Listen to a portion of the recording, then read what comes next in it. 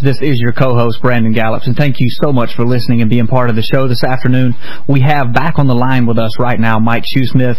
And Mike, I know you and I have talked quite a bit this week, and I know that since last week's show, where the three of us addressed the correlation between John Kerry's comments, negative comments towards Israel, and basically telling them how they need to act and they need to make peace with Palestine, the Palestinians, and then immediately following that, starting that same night, and then for the next 48 hours, we see a string of terrible weather, deaths across the United States. This has been documented time and time again over the years. Well, I've got my tinfoil hat on right now. Yes, very appropriately, we have our tinfoil hats on, but I know that you have gotten a lot of hate mail at ppsimmons. We're crazy, and particularly that we are Zionists. So could you just please tell us what that means, and if we are, in fact, Zionists?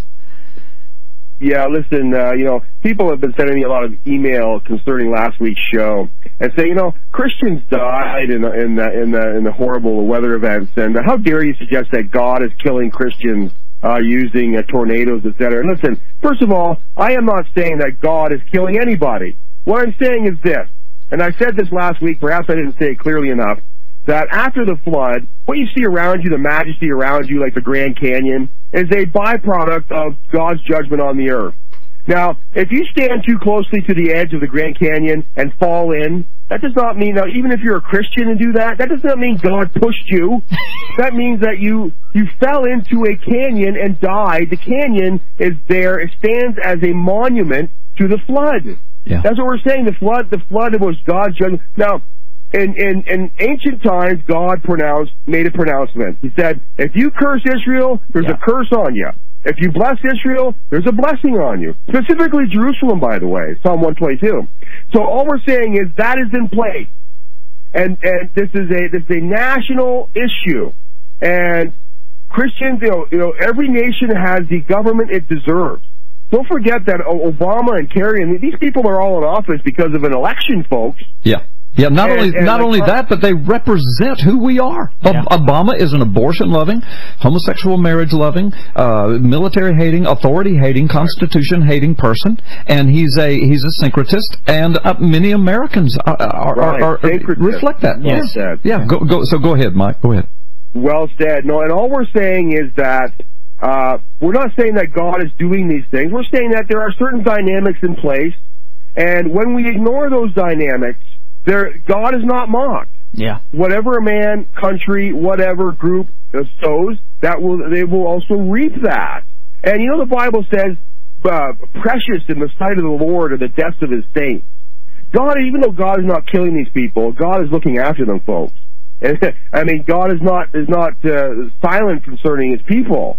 And by the way, that is our stance on that issue. That God is not going around killing people, but there are certain dynamics in play which causes judgment and death. Right. And these dynamics were put into place hundreds and thousands of years ago. Well, Mike, Carl and go ahead. I'm sorry. Again, Mike, your illustration of the Grand Canyon was brilliant. Another illustration I used that's similar is when you give your child a bicycle at a young age, and you say you can ride anywhere on our property, anywhere on the sidewalk you want, don't ride in the street or you could get hurt. Yes, Daddy, yes, Daddy, yes, Daddy.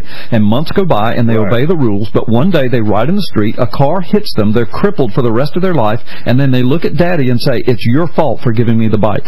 Right, exactly. I mean, that's a great illustration also. Yeah. So, I mean, it was not, Daddy didn't put him there. Daddy gave him the bike to bless him, but he told him, if you go in the street, you'll be cursed. I will not shove you in front of a car, but you will be cursed. I think it's also important. That's right. I think it's also important that you can draw a distinction between I support Israel.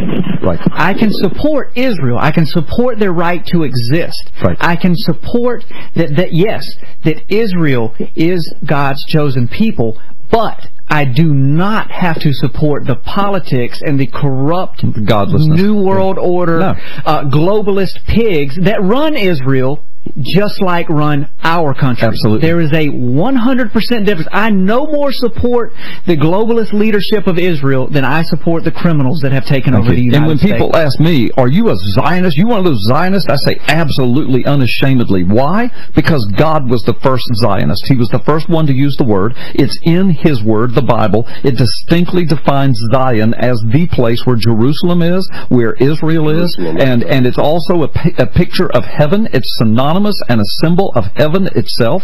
And so am I a Zionist? Do I protect the right of the nation of Israel to exist, a 2,500-year-old prophecy that has come to life in our lifetime, whom God says that He blesses and He curses depending upon what you do with them? Am I a Zionist in that sense? Yes, I am. I do not apologize for it before anyone. No. And the word Zion is mentioned 161 times in the Bible. God is a Zionist. I am a Zionist. And when you write me and lambaste me for being a Zionist, you have just lost all credibility with me, and your emails go virtually ignored, because you got to get the Zionism thing right and then talk to me about everything else.